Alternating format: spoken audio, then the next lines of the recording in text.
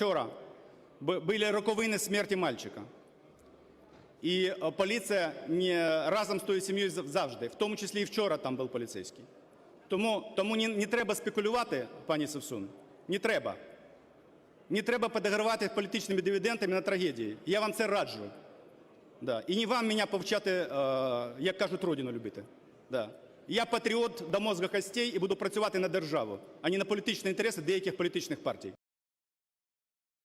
Ну вот министр внутренних дел Арсен Аваков пришел в сессионный зал Верховной Рады с отчетом о работе Министерства внутренних дел. И стоит отметить, что под парламентом собрались активисты с требованиями отставки Авакова. Это уже не первая акция, не первый пикет активистов с требованием отставки Авакова. Вот учитывая огромное количество резонансных дел, да, которые не завершены, вот учитывая некоторые резонансные дела, в которых проходят подозреваемые, тоже довольно сомнительные. Речь идет даже о деле Павла Шеремета, журналиста. Вот насколько можно оценивать фигуру Арсена Авакова как хорошего министра МВФ?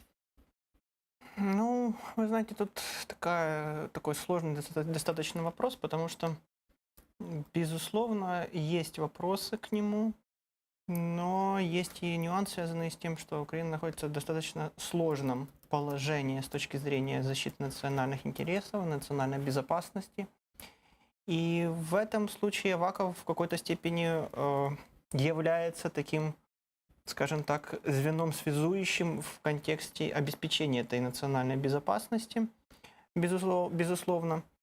Но при этом надо не забывать еще один важный момент, связанный с тем, что те вопросы, которые к нему возникают, надо четко все-таки разграничивать, какие вопросы действительно были теми, которые можно задать, и за которые он отвечает, и те вопросы отдельно, которые связаны с тем, что уже есть криминальное производство, и, соответственно, вопрос в том, почему, допустим, суд не принимает решение своевременно.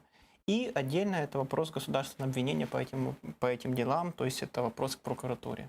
Первый момент. Второй момент, у меня громадные вопросы к, в принципе, позиции «Голоса». По одной простой причине. Ну, наверное, что люди, которые представляют эту политическую силу, они читали закон про Кабинет министра Украины. По крайней мере, мне хочется так думать. В законе про Кабинет министра Украины там четко сказано.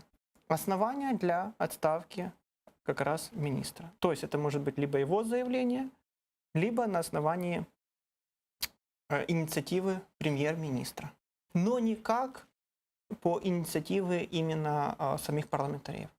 И тут они могут собрать хоть 150 подписей, хоть 200, хоть 400 подписей, но это не будет иметь никакого юридического значения.